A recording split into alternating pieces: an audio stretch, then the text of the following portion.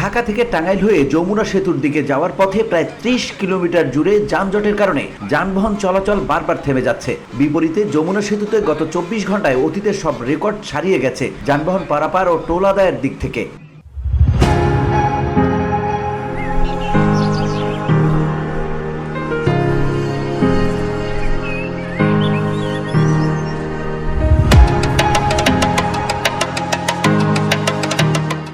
খবর পাওয়া গেছে সড়কে দুর্ঘটনা, যানবাহন বিকল হয়ে যাওয়া এবং যানবাহনের সংখ্যা বেড়ে যাওয়ায় গাজীপুরের দিক থেকে উত্তরের পথে এই দীর্ঘ যানজট সৃষ্টি হয়েছে। এতে ঘরমুখ যাত্রী এবং চালকদের চরম দুর্ভোগে পড়তে হয়েছে।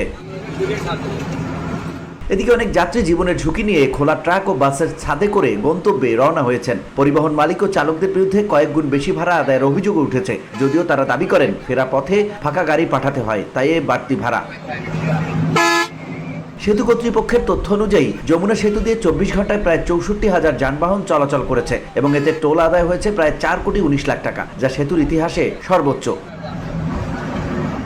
চালক ও যাত্রীরা জানান, বৃহস্পতিবার রাত থেকেই সেতুর পূর্ব দিক থেকে আশিকপুর বাইপাস পর্যন্ত এলাকা জুড়ে যানজট তৈরি হয়েছে। সাধারণত যেখানে 2 ঘন্টায় পৌঁছানো সম্ভব, সেখানে এখন সময় লাগছে 6 থেকে 8 ঘন্টা। বহু গাড়ি রাস্তায় বিকল হয়ে পড়েছে, আবার কোথাও কোথাও দুর্ঘটনার কারণে পরিস্থিতি আরও জটিল হয়ে পড়েছে। VOD Bangla news desk.